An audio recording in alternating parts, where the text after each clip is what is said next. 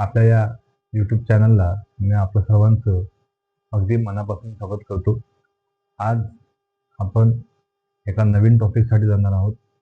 त्या टॉपिकचं नाव आहे अपूर्णांक. ठीक आहे, व्यवस्थित आपण हा समजून घेणार आहोत. अपूर्णांक म्हणजे काय आणि या अपूर्णांकाच्या संदर्भात आपल्याला ज्या महत्त्वपूर्ण गोष्टींचा अभ्यास करावा लागतो त्या सर्व गोष्टी आपण या कन्सेप्टमध्ये समजून घेणार आहोत.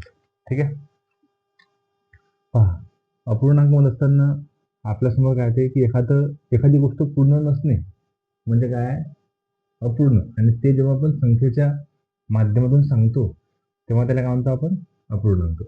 जसं की हे पूर्ण भाकर आहे. ठीक आहे, आता या पूर्ण भाकरीचे आपण 2 तुकडे केले, त्यातला अर्धा भाग घेतला. आपण काय म्हणू शकतो त्या ठिकाणी की हे जे भाकर आहे आता हे पूर्ण नाही आहे. पूर्ण नाही म्हणजे काय, अपूर्ण. आणि हे अपूर्ण आपण जेव्हा एखाद्या संख्येच्या स्वरूपात दाखवतो तर तेव्हा त्याला आपण म्हणतो अपूर्णांक असं म्हणतो.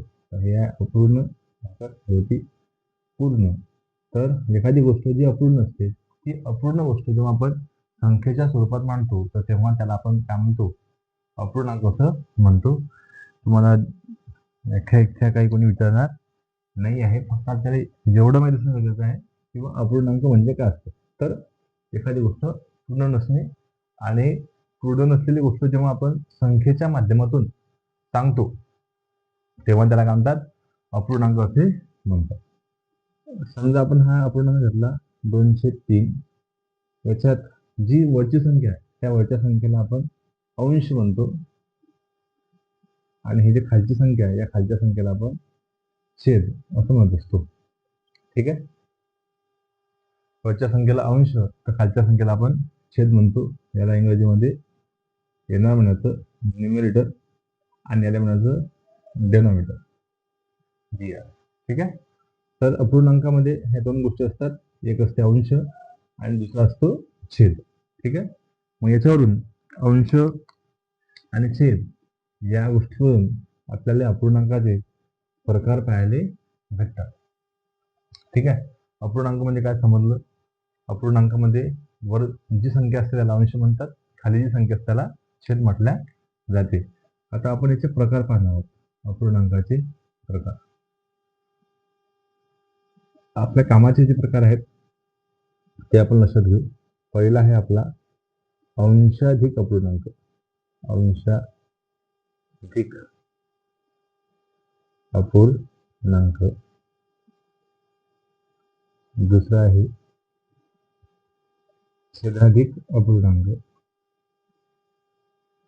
छेदाधिक अपूर्णांक. तिसरा प्रकार आहे आपला सममूल्य अपूर्णांक.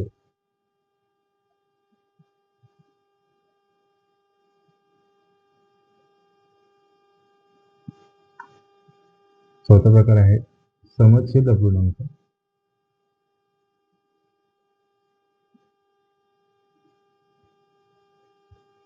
समछेद अपूर्णांक. पाचवा जो प्रकार आहे तो आहे आपला दशांश अपूर्णांक. दशांश अपूर्णांक. आणि सहावा जो प्रकार आहे तो आहे आपला पूर्णांक युक्त अपूर्णांक. पूर्णांक युक्त अपूर्णांक. असे अपूर्णांकाचे काही बेसिक प्रकार आहेत की जे आपल्याला व्यवस्थित आणि प्रॉपरली समजून घेणं आहेत. अंशाधिक अपूर्णांक कशाला म्हणतात ते आपण समजून घेऊ. जेमतेम 6 अपूर्णांकाचे आपल्याला प्रकार पाहायला भेटतात. त्याच्यापैकी पहिला प्रकार आपला आहे तो आहे अंशाधिक अपूर्णांक. ठीक आहे, आणि अंशाधिक अपूर्णांक म्हणजे काय इथून आपण आता सुरुवात करणार आहोत. पहा, पहिला प्रकार अंशाधिक अपूर्णांक. आता अंशाधिक अपूर्णांक कोणाला म्हणायचं, बऱ्याचदा ह्या बेसिक गोष्टी आपल्याला माहीत असणं गरजेच्या असतात. समजा मी एक अपूर्णांक घेतला 403 घेतला. या अपूर्णांकाला जर तुम्ही पाहिलं तर तुम्हाला एक गोष्ट लक्षात येते की याचा जो अंश आहे तो आहे 4 आणि जो छेद आहे तो छेद आहे किती 3. मग यावरून आपल्या एक गोष्ट निदर्शनास येते की हा जो अंश आहे हा अंश 4 आहे आणि हा अंश या छेदापेक्षा काय आहे मोठा आहे, म्हणजे अंश मोठा आहे. अंश काय हा छेदापेक्षा मोठा आहे. ठीक आहे ना. आणि मग अंशाधिक अपूर्णांकामध्ये तेच आहे. अंशाधिक म्हणजे अंश जास्त असणे. अंशाधिक ज्या अपूर्णांकामध्ये अंश हा काय असतो मोठा असतो, अंश हा काय असतो जास्त असतो कोणापेक्षा छेदापेक्षा, त्या अपूर्णांकाला अंशाधिक असं म्हणायचं. तो अंश म्हणजे अंश आणि अधिक म्हणजे अंश जास्त असणे कोणापेक्षा छेदापेक्षा. तर जेव्हा अंशाची किंमत ही छेदापेक्षा काय असते जास्त असते तेव्हा त्या अपूर्णांकाला आपण काय म्हणतो अंशाधिक अपूर्णांक असं म्हणतो.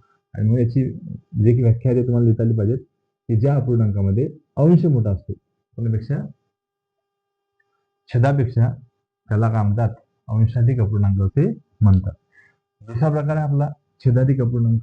दुसरा कोणता आहे छेदाधिक अपूर्णांक. आता इथं तुम्हाला छेदाधिक म्हणजे काय ते लक्षात येईल तुमच्या. छेदाधिक अपूर्णांक कशाला म्हणतात बरोबर. माझा छेदाधिक अपूर्णांक म्हणजे काय, समजा आपण असं घेतलं 304 हा अपूर्णांक घेतला. या अपूर्णांकामध्ये जो अंश आहे तो अंश किती आहे 3 आहे आणि छेद किती आहे तर छेद आहे सर 4. तुमच्या इथं लक्षात येतं की अंश जो आहे 3 त्याच्यापेक्षा छेद काय आहे जास्त आहे 4 मोठा आहे ना. म्हणजे इथं काय झालं छेद हा मोठा आला. मग जेव्हा छेद हा काय असतो अंशापेक्षा मोठा असतो. कोण मोठं असते छेद. हा जेव्हा छेद हा काय असणार आहे अंशापेक्षा मोठा असतो, अंशापेक्षा मोठा असतो, मोठा असतो त्याला आपण छेदाधिक अपूर्णांक असे म्हणतो. अंश मोठा असेल तर अंशाधिक, छेद मोठा असेल तर छेदाधिक अपूर्णांक असं म्हणतात. पुढचा आहे आपला समछेद अपूर्णांक. अपूर्णांकाचा तिसरा प्रकार. या दोन्ही व्याख्या तुम्ही लिहून घेता. समछेद अपूर्णांक. ठीक आहे. समछेद अपूर्णांक म्हणजे काय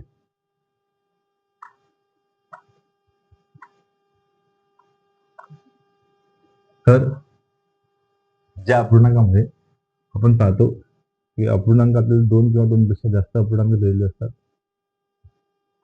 ठीक आहे. आणि त्या अपूर्णांकाचे खास वैशिष्ट्य आपल्याला पाहायला भेटते की त्याचा जो छेद आहे सम म्हणजे सारखा, छेद म्हणजे छेद, छेद खालची संख्या.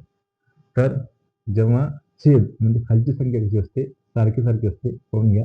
याचा जो पाया आहे म्हणजे छेद आहे या अपूर्णांकाचा जो छेद आहे आणि या अपूर्णांकाचा जो छेद आहे तो सारखा सारखा आहे. म्हणजे काय आहे छेद समान आहे. काय आहे छेद समान असणे. तर जेव्हा छेद काय असतो समान असतो तर तेव्हा त्या अपूर्णांकांना आपण समछेद अपूर्णांक असे म्हणतो. तर 104 हा आणि 304 हा काय समछेद अपूर्णांक आहे. म्हणजे याचा अर्थ यांचा जो छेद आहे तो छेद कसा आहे समान आहे सारखा आहे. ठीक आहे. याला आपला समछेद अपूर्णांक.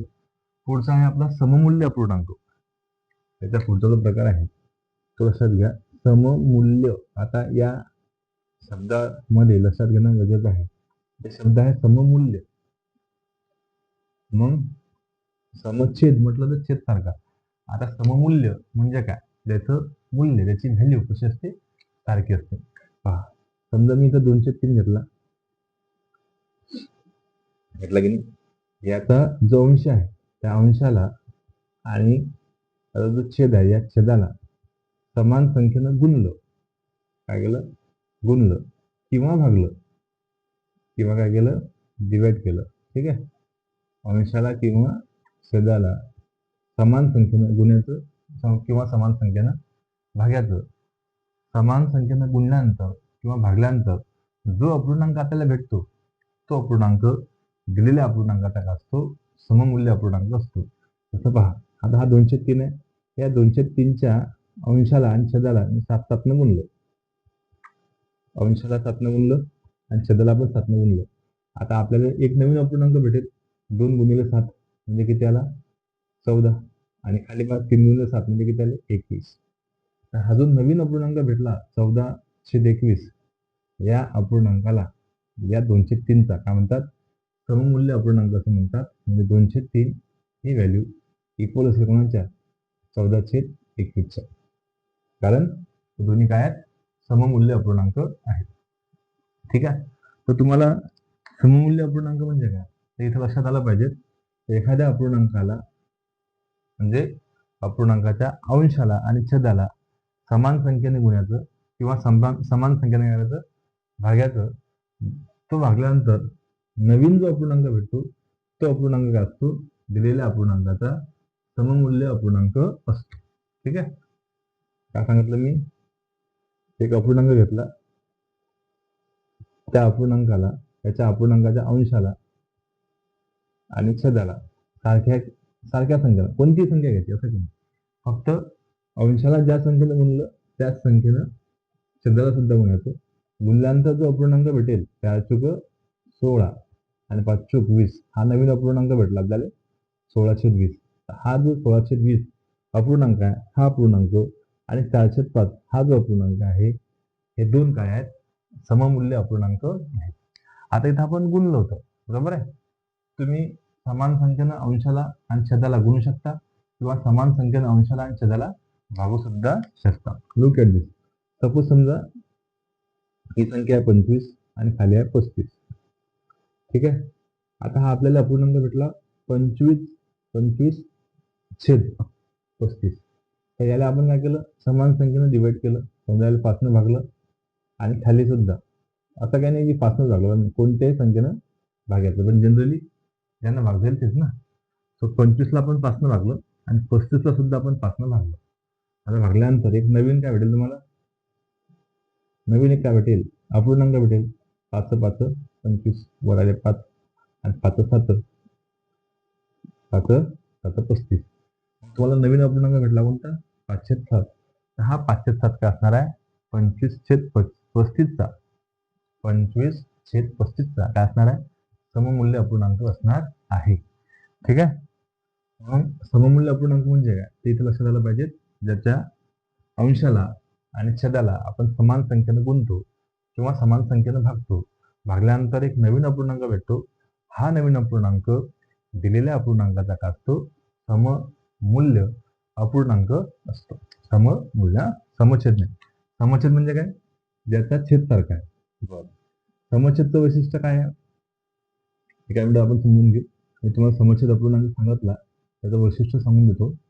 समछेद अपूर्णांक म्हणजे ज्याच्यात काय असते, छेद समान असतो. त्यात काय असतो, छेद समान असतो. ठीक आहे.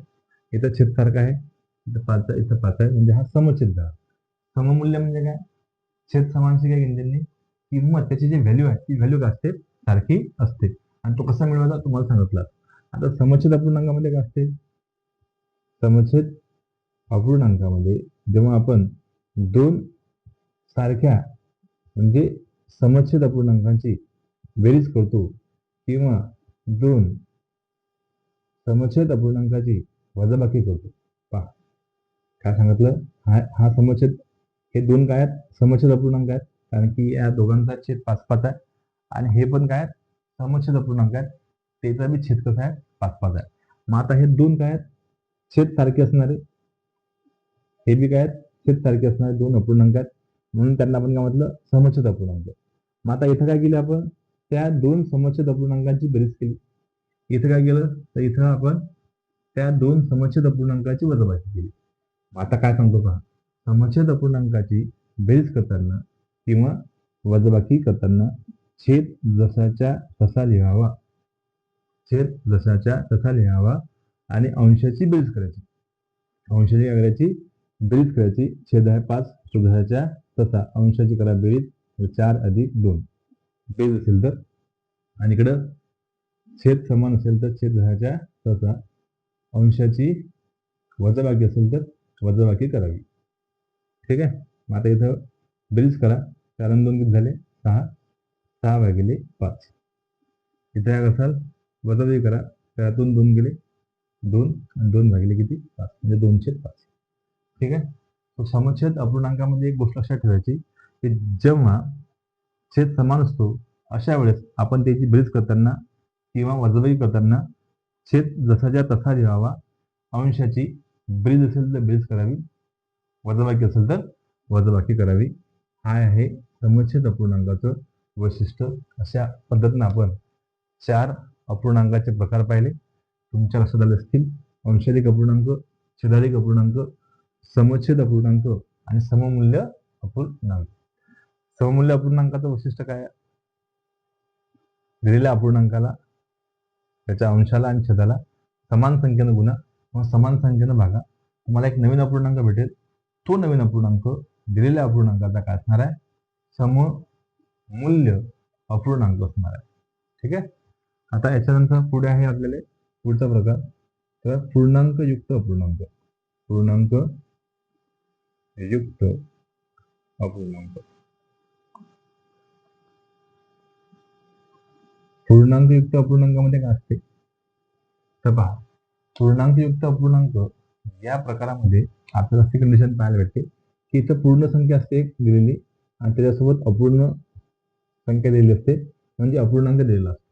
म्हणजे काय दिलेला असतो? अपूर्णांक दिलेला असतो. हा जो 4 आहे ही पूर्ण संख्या आहे, ज्याला आपण पूर्णांक म्हणू शकता, पूर्ण संख्या. आणि हा जो 203 आहे, हा 203 काय आहे? अपूर्णांक आहे. काय आहे? अपूर्णांक. म्हणजे ज्याच्यात आपल्याला पूर्ण संख्येसोबत काय पाहायला भेटते? अपूर्णांक पाहायला भेटतो, त्याला आपण काय म्हणणार आहोत? पूर्णांकयुक्त अपूर्णांक असं म्हणणार आहोत. ठीक आहे. पूर्णांकयुक्त अपूर्णांकामध्ये एक गोष्ट लक्षात ठेवा, पूर्ण संख्येसोबत काय असते? अपूर्णांक संख्या असते. बरं, मग आता पूर्णांकयुक्त अपूर्णांकामध्ये काय लक्षात घ्यायचं आपल्याला की अंशाधिक जो अपूर्णांक असतो त्या अंशाधिक अपूर्णांकाचं रूपांतर, अंशाधिक अपूर्णांकाचे रूपांतर आपल्याला पूर्णांकयुक्त अपूर्णांकामध्ये करता येते. ठीक आहे. बाकी कुठल्याच अपूर्णांकाचं रूपांतर पूर्णांकयुक्त अपूर्णांकामध्ये करता येणार नाही. अंशाधिक अपूर्णांकाचं जे रूपांतर आहे ते आपण काय करतो? पूर्णांकयुक्त अपूर्णांकामध्ये करू शकतो. आणि यालाच आपण वाईस वर्सा करू शकतो, उलट सुद्धा करू शकतो की पूर्णांकयुक्त अपूर्णांकाचे रूपांतर अंशाधिक अपूर्णांकामध्ये करता येते. ठीक आहे. कॉन्सेप्ट लक्षात घ्या. अंशाधिक अपूर्णांकाचे रूपांतर पूर्णांकयुक्त अपूर्णांकामध्ये करता येते किंवा पूर्णांकयुक्त अपूर्णांकाचे रूपांतर अंशाधिक अपूर्णांकामध्ये करता येते. ठीक आहे. कसं करता येते पाहूया पुढच्या 1-2 मिनिटांमध्ये. आता अंशाधिक अपूर्णांकाचं रूपांतर आपल्याला करणं आहे त्याच्यामध्ये पूर्णांकयुक्त अपूर्णांकामध्ये. कसं करायचं? हा घेतला मी अंशाधिक अपूर्णांक 17/3. हा कोणता अपूर्णांक आहे? हा आहे अंशाधिक अपूर्णांक. बरोबर. कसा काय अंशाधिक अपूर्णांक आहे? अंश मोठा आहे ना. अरे अंश मोठा असेल तर अंशाधिक अपूर्णांक. मग या ठिकाणी आपल्याला पाहायला भेटते की अंश हा मोठा आहे म्हणजे हा अंशाधिक अपूर्णांक आहे. मग या अंशाधिक अपूर्णांकाचं रूपांतर कशात करायचं आपल्याला? आता पूर्णांकयुक्त अपूर्णांकामध्ये करायचा. हा अंशाधिक आहे, याचा पूर्णांकयुक्त अपूर्णांकामध्ये काय? मग इथं आपल्याला पाहायला भेटते की 17 कितीनं भागायचं आहे? 3 भागायचं आहे. तर 3 17ला भाग देत असताना आपण पाहू की पूर्ण भाग कुठपर्यंत जातो आणि बाकी किती उरतो. तर 3 1 3, 3 2 6, 3 1 9, 3 1 12, 3 5 15. ठीक आहे. 17नं 17ला आपल्याला भागायचं होतं कितीनं? 3नं. तर 3नं आपण भागत असताना 3 5 15 केले, बाकी उरले किती? 2. तर पहा पूर्ण भाग या संख्येत जात नाही, बाकी किती उरले? 2.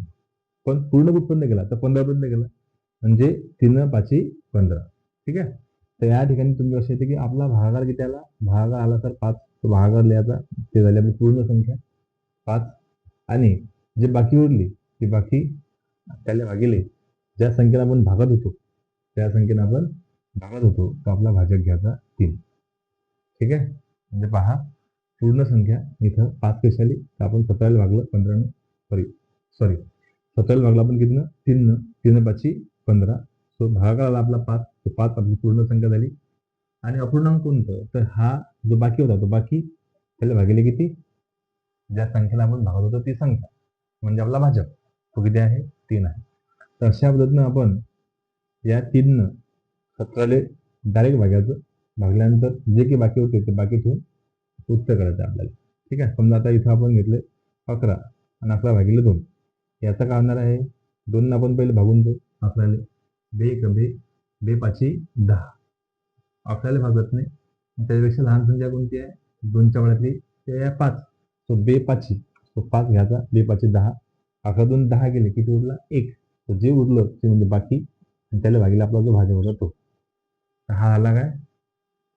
1102चं रूपांतर झालं पूर्णांकयुक्त अपूर्णांकामध्ये 5/2 आणि हे दोन्ही बी काय होते? 11/2 किंवा 17/7 हे दोन्ही पण काय आहेत? हे दोन्हीही आपले काय आहेत? अंशाधिक अपूर्णांक आहेत आणि या अंशाधिक अपूर्णांकांचं रूपांतर आपण त्याच्यात केलं पूर्णांकयुक्त अपूर्णांकामध्ये केलं. मी एक तुम्हाला उदाहरण देतो. पहा ग्रंथ काय 13/4. काय येतं उत्तर? कमेंट्समध्ये जरूर सांगा. हा आहे अंशाधिक अपूर्णांक. याचा पूर्णांकयुक्त अपूर्णांकामध्ये रूपांतर करताना काय उत्तर येईल? पॉईंटमध्ये उत्तर करायचं नाही आहे. जे बाकी येईल तो आपला अपूर्णांक असणार आहे. ठीक आहे. तर 13/4.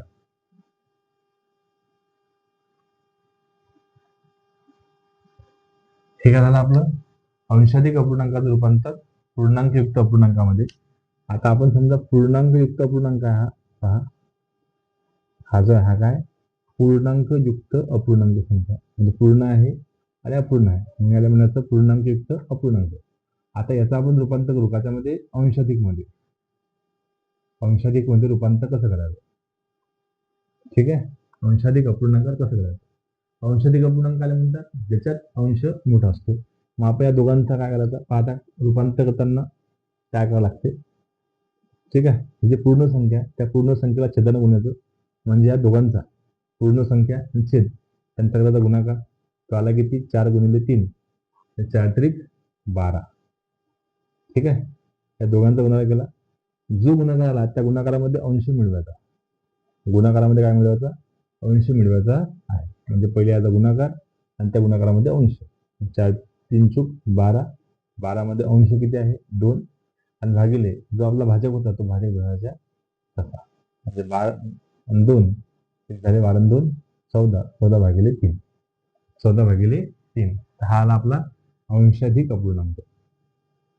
समजलं? एक एक्झाम्पल आणखी घेऊ आपण. 5/402 403 घेतो. आता याचं रूपांतर कसं करता? पहिले इन दोनों का मल्टिप्लिकेशन. त्याच्यामध्ये हा 4 ऍड करायचा आणि जो भाजक होता आपला ज्यांना आपण भागत आहोत तो आहे 3. तो खाली धरायचा तसा छेदामध्ये राहील. या दोघांचा गुणाकार करा. 5 त्रिक 15. 15 मध्ये हे 4 मिळवा. 15 आणि 4 19 आणि खाली 3 धरायचा. या दोघांचा गुणाकार त्याच्यामध्ये हे ऍड वर त्याला भागिले 3. 3 5 15. 15 मध्ये 4 मिळवले झाले किती? 19 आणि 19/3. एक उदाहरण तुमच्या सर्वांसाठी पहा. याचं काय येईल तर हा जो पूर्णांकयुक्त अपूर्णांक आहे याचं अंशाधिक अपूर्णांकामध्ये रूपांतर करून दाखवा. काय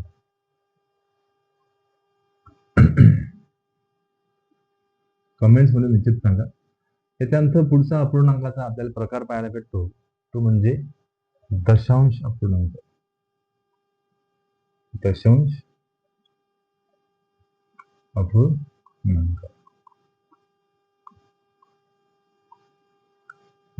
दशांश अपूर्णांक. तर पहा दशांश अपूर्णांक म्हणत असताना इथे लक्षात घेणं गरजेचं आहे की या अपूर्णांकामध्ये जो आपला छेद आहे हा छेद नेहमी 10च्या पटीतला असणार. माझ्या पटीतला असणार आहे 10च्या पटीतला असणार आहे. तेव्हा त्याला आपण काय म्हणणार आहोत? दशांश अपूर्णांक म्हणणार आहोत. पहा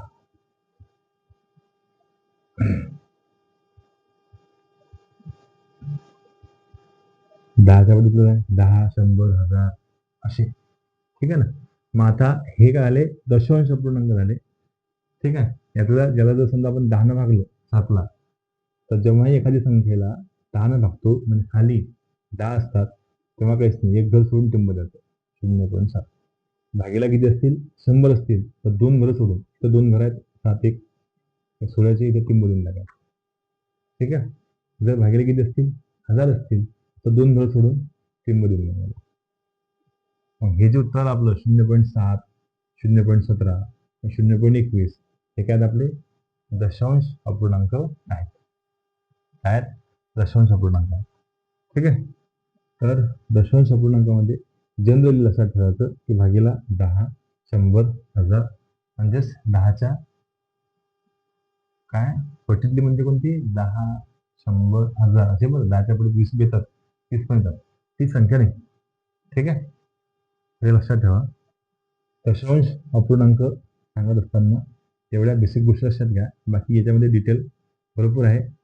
कोणतीही संख्या आपण दशांश अपूर्णांकामध्ये शेवटी कन्वर्ट करू शकतो. जसे करा हा अपूर्णांक आहे 7/3. त्या 3 जर आपण याला भागल्यानंतर बाकी न ठेवता जर आपण भागत गेलो, प्रोसेस करत गेलो, तर आपल्याला जे उत्तर येणार आहे ते उत्तर तुमचं 3 मध्ये येणार आहे. म्हणजे दशांश चिन्हामध्ये 3 दुने 6, 7 अजून 6 गेला, 1 उरला, भाग जात नाही म्हणजे त्याला आपण दशांश चिन्ह झाले किती? 10, 3 त्रिक 9. इथे उरला 1 झाले 10, 3 त्रिक 9. हे जे काय आलं 2.33 हा सुद्धा काय आहे? दशांश अपूर्णांकच आहे. ओके. म्हणजे फक्त संख्येमध्ये काय असतात त्याले हे दशांश चिन्ह पाहायला भेटते, बाकी दुसरं काहीच नाही. पण दशांश अपूर्णांकाचा बेसिक कन्सेप्ट लक्षात घेत असताना सांगायचं की जेव्हा एखाद्या अंशाच्या खाली जो छेद आहे तो छेद 10 असेल, 100 असेल, 1000 असेल तर तेव्हा जनरली आपण त्याला दशांश अपूर्णांक म्हणून कन्सिडर करतो. ठीक आहे. हा सुद्धा डेसिमल पॉईंट असल्यामुळे त्याला सुद्धा आपण दशांश अपूर्णांक म्हणू शकतो. ओके.